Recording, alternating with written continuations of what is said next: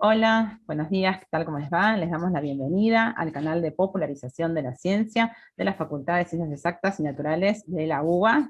Hoy estamos inaugurando una nueva semana, la Semana de Ciencias de la Tierra, desde casa, en esta nueva modalidad así virtual, con un montón de propuestas nuevas, entre ellas, bueno, el vivo de hoy, pero sepan que va a haber vivos toda la semana, mañana y pasado también. También tenemos el estreno de videos, especialmente preparados por investigadoras, investigadores, docentes, estudiantes, de las 4 carreras que implican esta semana, que son paleontología, geología, paleontología, ya dije, ciencias de la atmósfera y oceanografía, ahí están las 4. Y también tenemos la novedad de talleres y actividades participativas con inscripción previa para estudiantes de escuelas, así que bueno, un montón de propuestas. Les invitamos a suscribirse a nuestro canal, también a visitar nuestra página, que ahí les pusimos en el chat, para conocer todo el cronograma de todas las semanas del año, y sobre todo en nuestro Facebook, van a ir enterándose ahí de todos los estrenos de los videos, de los vivos, de todas las actividades que proponemos. Bueno, y si están por ahí, nos pueden ir contando en el chat desde dónde nos están viendo, si son profes, si son estudiantes, de qué escuela, o si nos conocen de haber venido a la facultad, en las semanas presenciales ahí cruzarnos en el patio, con un montón de actividades hermosas en esta semana, tan linda, de Ciencias de la Tierra. Así que bueno, hoy nos convoca una actividad muy especial, una charla a cargo de María Emilia Bravo, con la moderación de Rodrigo Martín, y se llama La vida entre burbujas, que un poco va a contar sobre una fuente de energía alternativa en el fondo marino, que es bastante reciente, y que no se sabe muy bien cuál es el rol ecológico, y estuve ahí chusmeando unas imágenes espectaculares, así que quiero saber de qué se trata.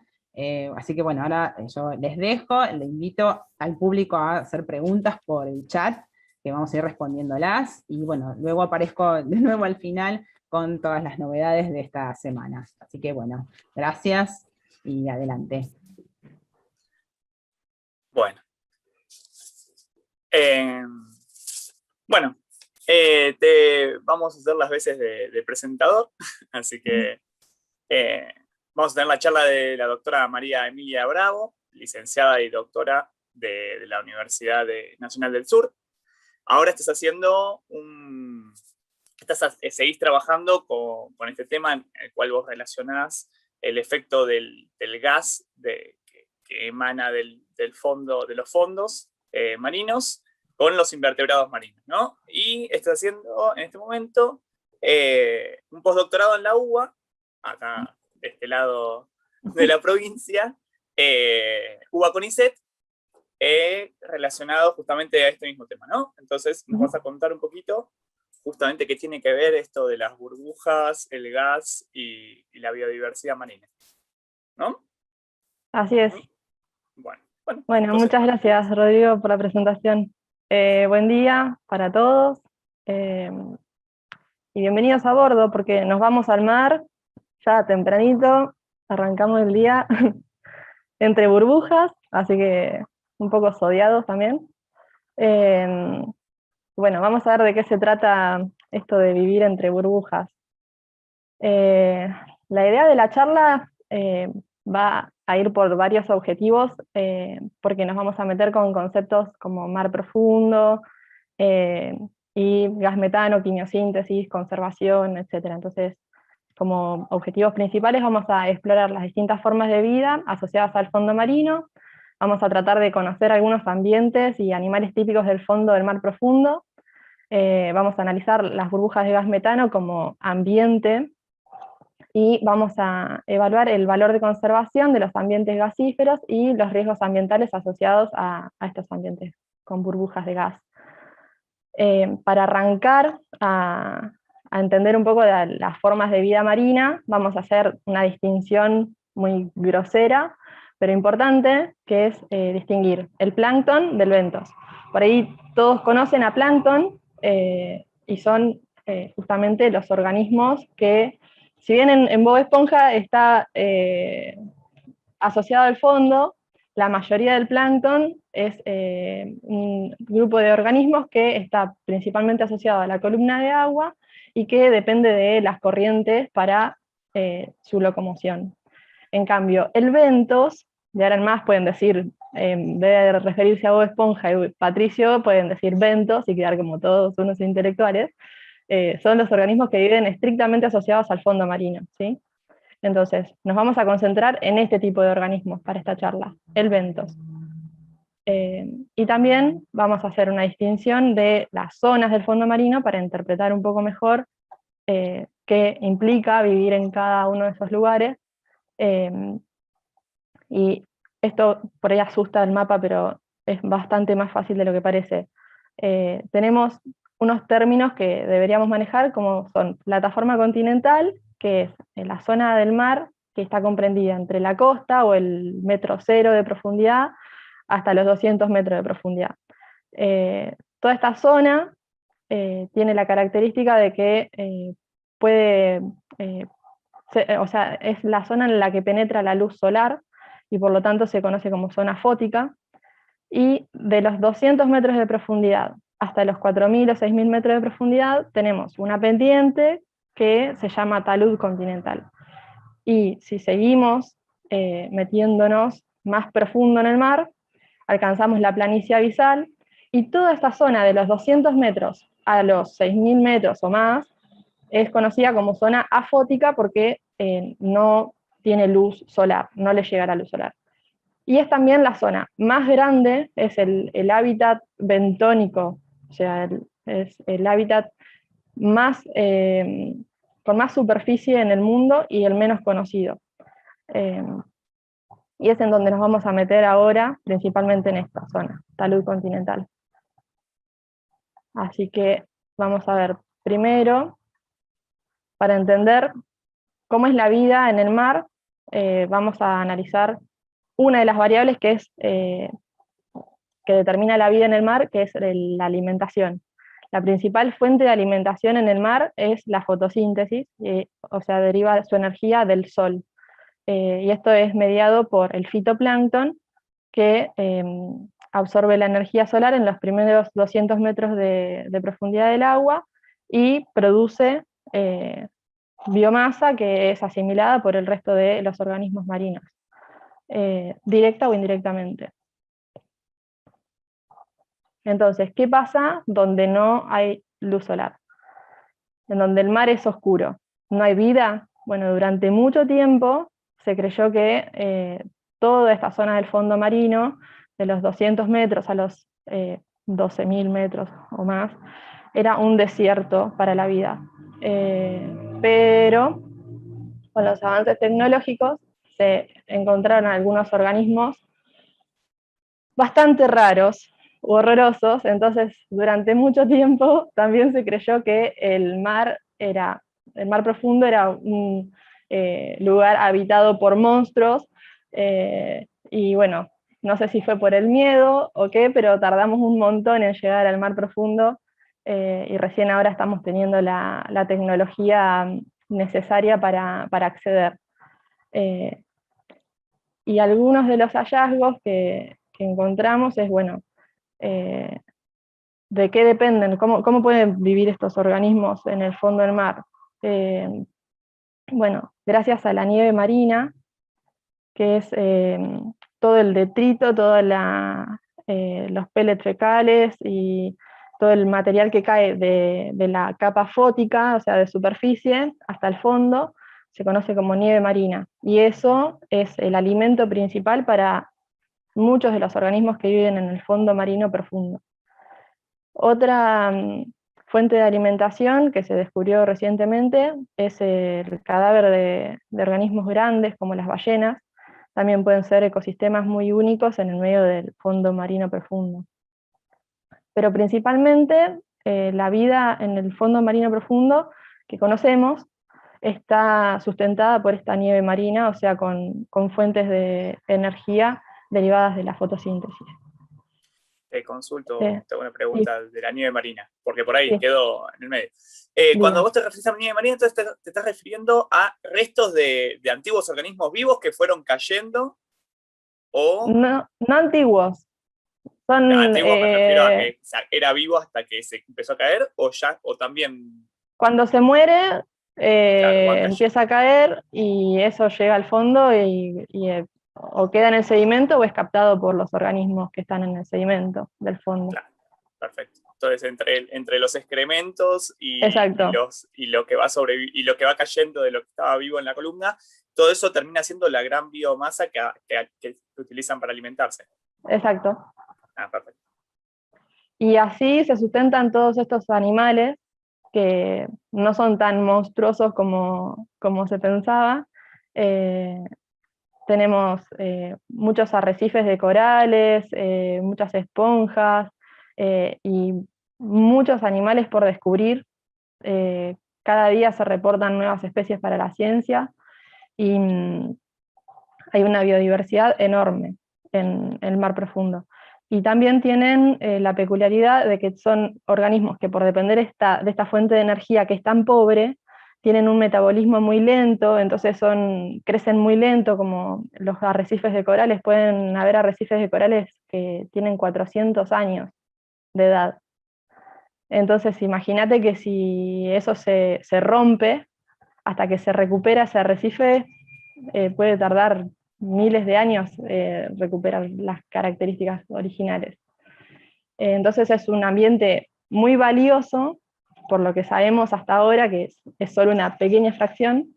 Es muy valioso, con ambientes muy únicos, especies únicas, y que es fuente de alimento para nosotros. También regula ciclos biogeoquímicos, interviene en cuestiones climáticas, etc. Y a la vez es también muy vulnerable, así que hay que cuidarlo. Algunos de los ambientes en el mar profundo, por ahí uno se imagina que el mar profundo es un desierto, es algo llano. Bueno, no. Hay un montón de cuestiones geológicas interesantes que resultan en hábitats bentónicos particulares, como por ejemplo los cañones submarinos, que son como si fueran unos cauces de ríos que están en el fondo del mar, o los nódulos polimetálicos, que son como unas rocas que tienen concentraciones altísimas de unos metales que sirven para las baterías de los autos eléctricos, por ejemplo, y están queriendo ser explotados, pero bueno, hay toda una polémica alrededor de eso que es para otra charla. Pero son también ambientes muy únicos, habitados por especies muy raras.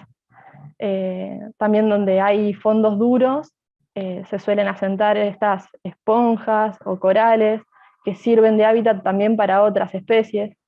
Y también existen emanaciones de fluidos desde el fondo del mar, que pueden ser agua caliente, como estos venteos hidrotermales de acá, o burbujas de gas. Y acá llegamos a las benditas burbujas, finalmente. Y bueno, si quieren ver cómo son las burbujas, acá tenemos un pequeño fragmento de Blue Planet 2, donde están con un submarino explorando un sitio con escape de burbujas de gas. Esas son las burbujas de gas. La mayoría están constituidas por metano, gas metano, y pueden tener sulfuro de hidrógeno como gas acompañante.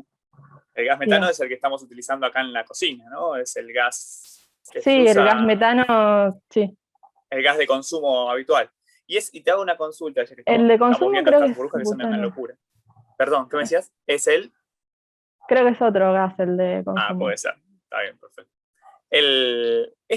Y estos gases que salen así, es increíble, parece que los están disparando. Sí. Y llegan a la atmósfera, ¿cómo es eso?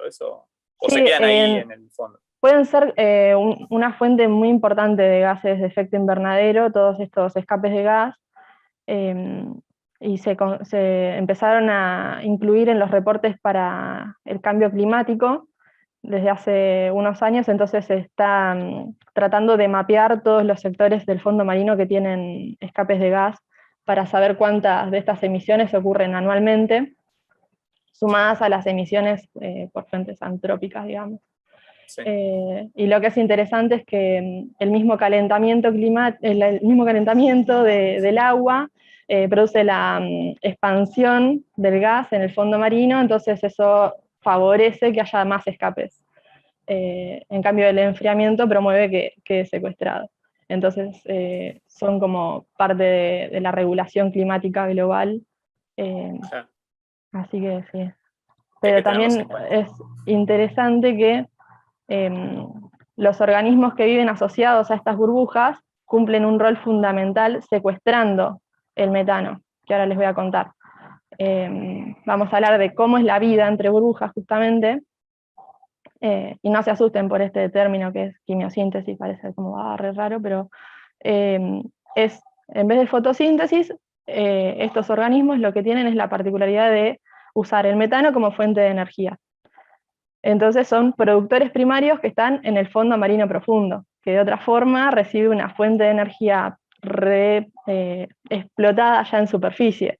O sea, están siempre recauchutando lo que quedó de la superficie, en cambio acá tienen de primera mano energía impecable que viene desde el fondo, la asimilan estos bichos y la vuelven a meter en la trama trófica, digamos. Porque donde están estas burbujas tenemos a estas bacterias principalmente que se alimentan del gas metano, y tenemos también a los organismos que se alimentan de esas bacterias, o a los organismos que tienen a esas bacterias como endosimbiontes. Entonces, tenemos un montón de organismos asociados y son ecosistemas muy importantes, que pueden albergar a especies que van a reproducirse, a criar o alimentarse, digamos, en esos lugares, que son oasis para la vida, como han dicho algunos, en medio del desierto del mar profundo. Todos estos son mejillones y gusanos tubícolas que tienen bacterias endosimbiontes que pueden asimilar el metano. Estos son cangrejos yeti, que se le dice así porque tienen en las pinzas unos pelitos que tienen asociadas unas bacterias y o sea, parece que ellos mismos cultivan esas bacterias de las que se alimentan, y parecería que esas bacterias asimilan el metano también, que ahí ven, está escapando en esas burbujitas entre medio de los mejillones. Estas son las matas microbianas, que son esas bacterias que dependen del metano, que cubren toda una extensión ahí en el fondo marino y permiten que se asienten un montón de bichitos sobre ellas, porque al mismo tiempo van aglutinando el sedimento. Entonces, en un ambiente con escape de gas tenés desde esa gelatina que veíamos al principio del sedimento todo fofo, hasta parches con el sedimento todo apelmazado y hecho, sí, todo un entretejido entre las matas microbianas, y tenés otros parches de carbonatos, o sea, se forman rocas que pueden permitir el asentamiento de estos mejillones. Entonces, hay mucha diversidad de parches de hábitat y diversidad de especies, entonces es muy importante para la conservación de la biodiversidad. Y te consulto, ¿en También, Argentina sí, tenemos también de estos, o sea... sí, tenemos, y ahora te voy a contar. Primero voy a hacer Dale, muy bien. una aclaración sobre el valor de conservación de estos escapes, porque es algo que no se suele contar, pero tienen mucho valor para la conservación de la biodiversidad, porque como tiene especies quimiosintéticas, podemos aprender un montón sobre la evolución de la vida en la Tierra, porque la quimiosíntesis es uno de los mecanismos metabólicos más primitivos, digamos, y también tienen mucho valor para la conservación porque tienen alta concentración de endemismos, que son especies únicas que dependen de ese metano, digamos, y que no se encuentran en otros lugares. Y también, bueno, el hecho de que se reporten todos los años especies nuevas para la ciencia asociada a estos escapes nos muestra que queda mucho por conocer y por valorar de estos ambientes. También, bueno, como decía, es un área de alimento, desove, cría de otras especies, y eso incluye especies de interés pesquero que van a alimentarse ahí, o especies que están en peligro de extinción, como condrictios. Hay tiburones y rayas que usan estos ambientes para desove, cría, y también el rol de secuestro de carbono es una función ecosistémica asociada al cambio climático que también debería valorarse. Y también están enfrentando un riesgo ambiental actualmente por no estar protegidos en muchos lugares, por medio de impacto antrópico, como pesquería y la industria petrolera, y por impacto del cambio climático. Porque, por ejemplo, la pesquería o las actividades de petróleo y gas pueden arrastrar el fondo y dejar estas marcas incluso después de que pasaron décadas. Esto no se recupera pronto. Tarda décadas en volver a estar de la misma forma, si es que lo logra, porque en este caso de los escapes de gases, toda una relación muy sensible entre las condiciones geológicas y biológicas para que se produzca ese escape, o las matas, o lo que sea. Los gusanos tubícolas, esos que veíamos, también pueden tener cientos de años, son bichos muy longevos, entonces el daño, una vez que se arrastra esto, el daño es casi irreparable. Esto sumado a la contaminación o la introducción de especies producto de la intensificación del tránsito marítimo, y el cambio climático, que también por la acidificación empieza a alterar la composición de los carbonatos, que son esas rocas donde se asientan algunos mejillones y demás, más la posible intensificación de los escapes, todo eso se va alterando y pone en riesgo estos ambientes que tienen alto valor para la biodiversidad.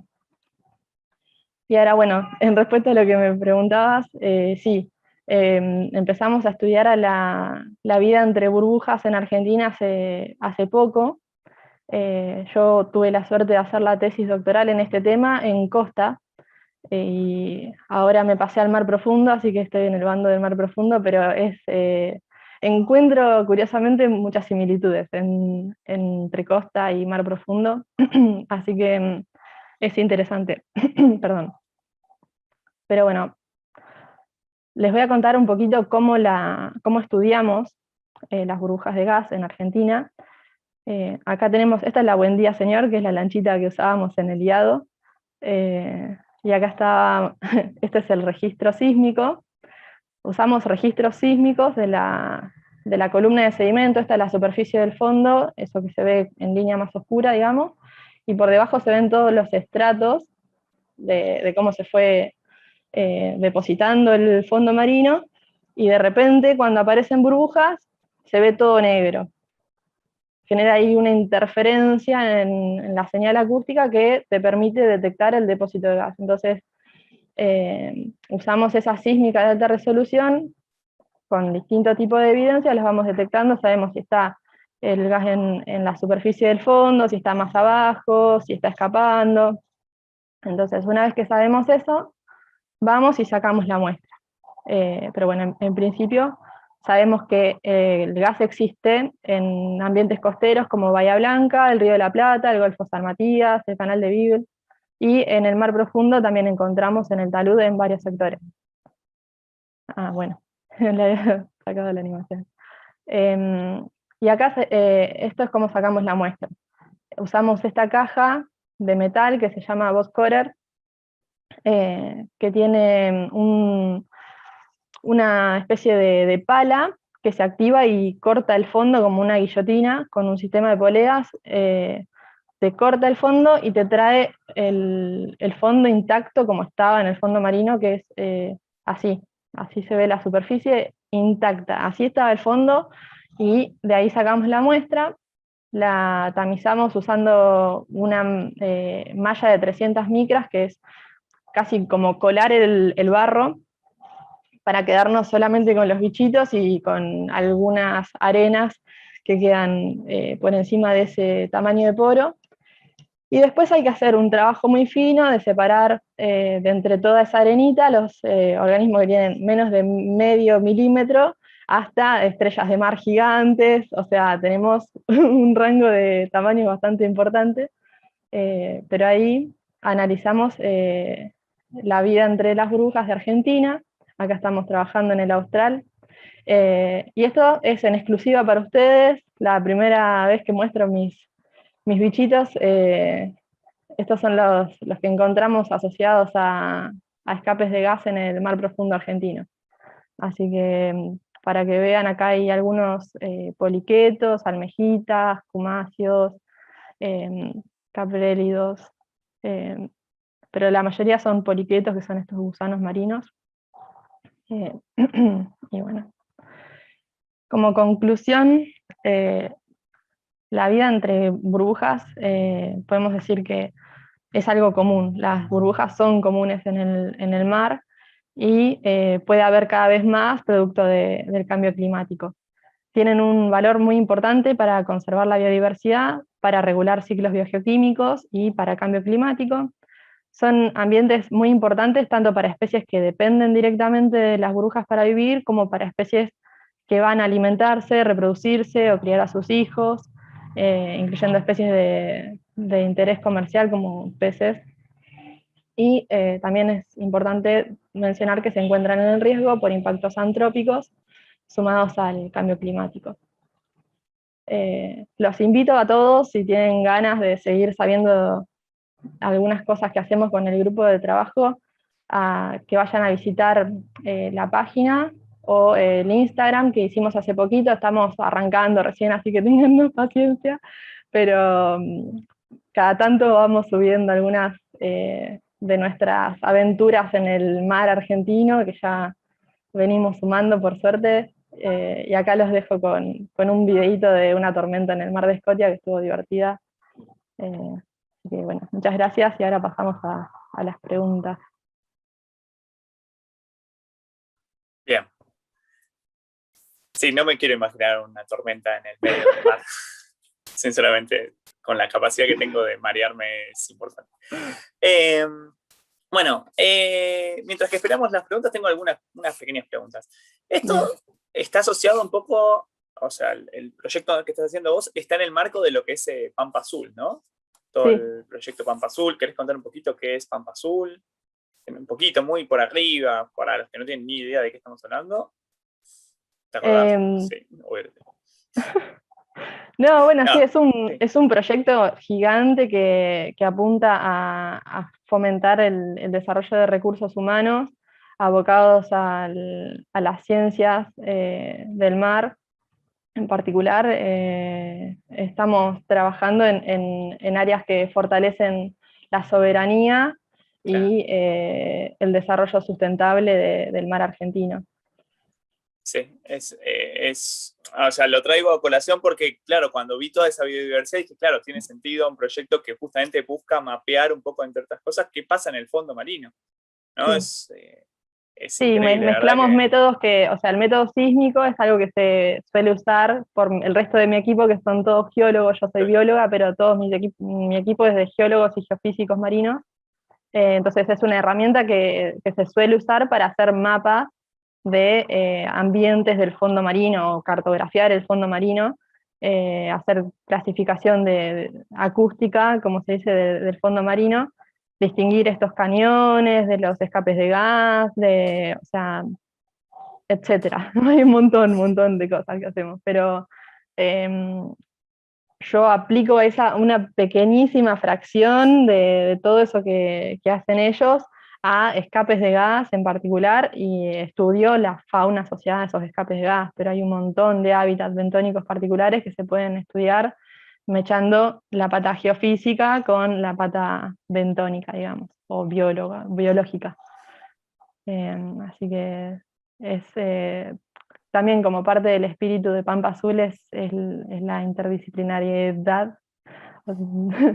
La idea es eso, integrar conocimientos de disciplinas muy diferentes para estudio del ambiente, que necesariamente requiere eso, una visión integral.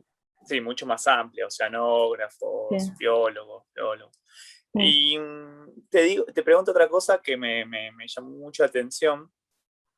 Yo sinceramente es la primera vez que veo la biodiversidad del fondo oceánico. Bueno, yo trabajo en foraminíferos, sé que hay foraminíferos, pero no sé nada más. O sea, se acabó mi vida ahí. Y en particular me llamó mucho la atención esto que contabas, que había como parches, ¿no? Como Sí. que había zonas de rocas, que supongo que esas rocas están formadas biogénicamente. ¿Cómo es que aparece una roca en el medio de los lodos oceánicos? Fue de todo. Pero eso creo que te pueden explicar más los geólogos. Los chicos, los geólogos. Sí. Pero me pareció como... Sí, contame.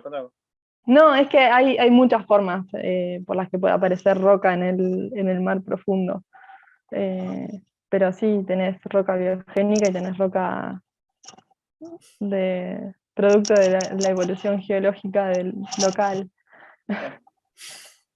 Y bueno, a ver, no sé si hay alguna pregunta más. Pues, nos están pasando preguntas desde YouTube. Tenemos como un canal, yo no veo exactamente las preguntas que hay en YouTube, pero bueno. Sí, acá estamos, hay algunos Perfecto. saludos, está un poco tímido el público. Es temprano todavía. Igual no, te quería decir, María Emilia, espectacular la presentación, me encantó. Y sí, todo, porque fue como un mundo así para descubrir impresionante del fondo del mar, que yo no tenía ni idea, y lo presentaste súper lindo, muy bien, súper interesante. Así Bueno, que me Los cangrejos encantó, yeti son me geniales. encantó. Muchas gracias. No, pero, no, y aparte, no, porque tiene, o sea, como un valor ecológico súper Increíble. importante, y aparte de esto que vos decías de que aparecen cada especies nuevas todo el tiempo, que eso pensando en el público también, ¿no? Estudiantes y todo, o sea, hay tanto por descubrir, no es que hasta todo, Sí. ¿no? No, no está todo hecho, ni de cerca. Apenas conocemos, o sea, conocemos más la superficie de la Luna que la superficie del mar profundo, del fondo del mar profundo. Nos queda mucho por hacer, así que vayan recibiéndose de la escuela, que los necesitamos. Tenemos que estudiar un montón.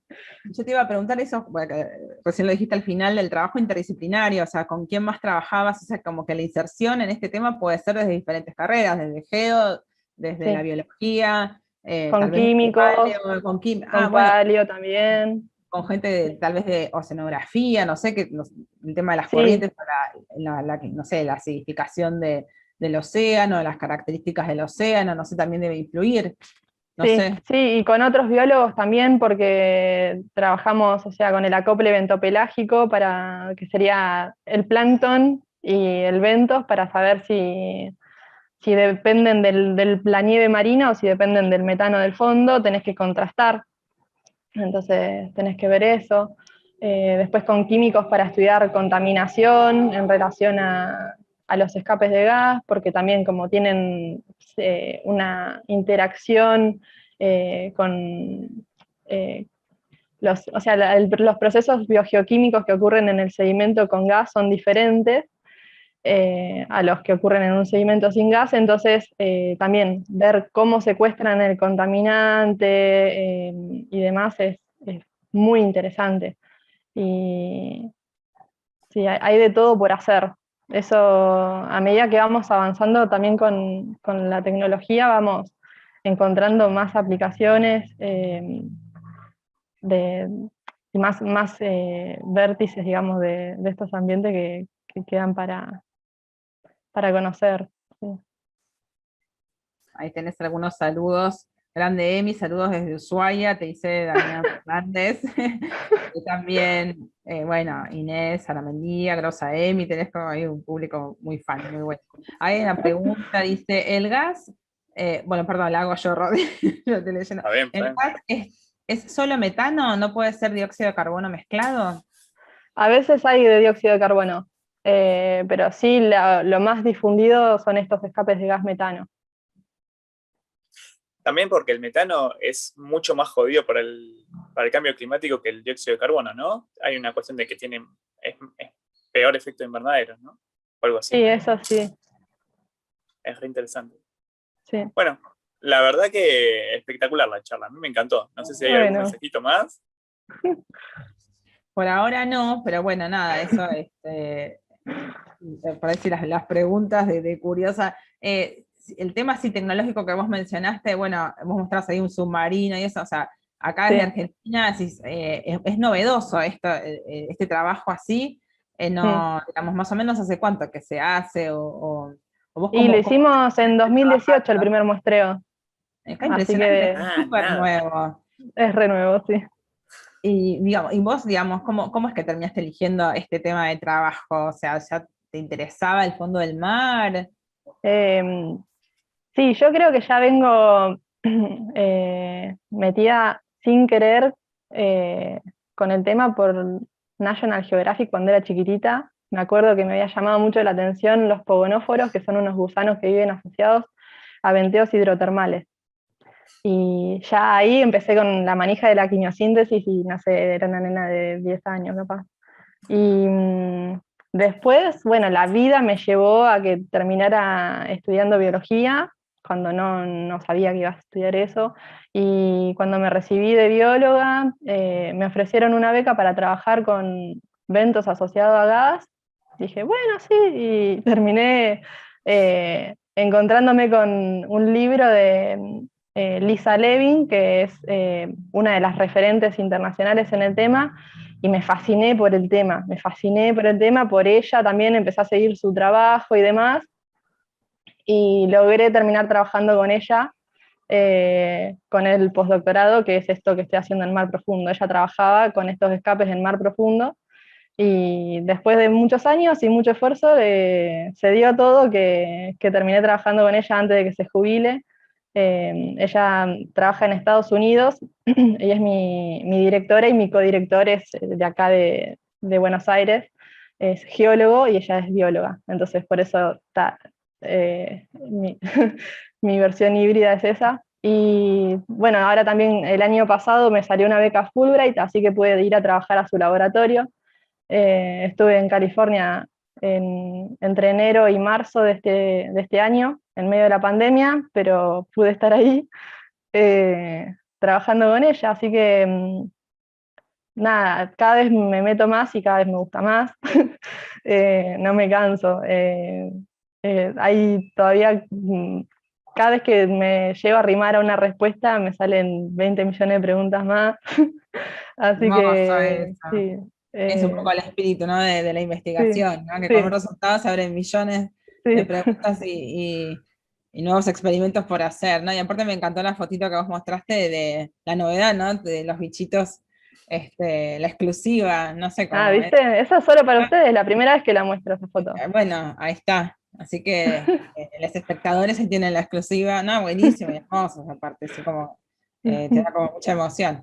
No sé, Rodri, si vos querías preguntarle algo más. Yo ya la maté a preguntas, pero... Sí. Pero bueno, No no, pasa la nada. verdad viene que bien. La verdad que bien. impresionante, ¿no? O sea, todo, no me imaginé, la verdad, que con el título de La vida entre burbujas, no me imaginé todo lo que se habría, o sea, porque hablaste de cambio climático, hablaste, bueno, de conservación, bueno, de diversidad novedosa, animales únicos que están ahí, todo un ecosistema nuevo, así que me encantó, súper Bueno, me interesante. alegro. Sí. Así Sí, que es bueno, increíble eso que mostrabas. Perdón, acoto un detalle, que ni siquiera sí. es una pregunta, es una acotación. Es increíble que, claro, así como uno tiene mucha vida desarrollando, toda una cadena trófica desarrollándose desde la luz, vos estás literalmente mostrando una cadena trófica que se desarrolla desde el Desde lugar el fondo. exactamente contrario. Es una Sí, locura eso. Porque sí. desde así, las bacterias serían como lo que sería el plantos arriba de todo y de ahí en más se Claro. desarrolla. No, y aparte lo que contaste también, perdón. Sí, sí, sí, sí. Sí. No, me acordé de que, o sea, de esto de lo primitivo, o sea, de que se puede estudiar incluso desde la evolución, porque es un proceso muy primitivo que vos comentaste, así que también Ujú. desde ese punto de vista. Sí, hay muchos que linkean este tipo de ambientes con Luca, que es el Es, primer ancestro. ajá.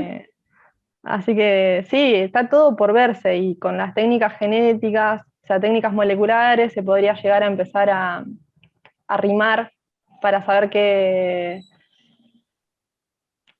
conexión existe con las primeras formas de vida en la Tierra, digamos, entre las formas de vida que están asociadas a estas burbujas y y la primera vez que apareció la vida en la Tierra.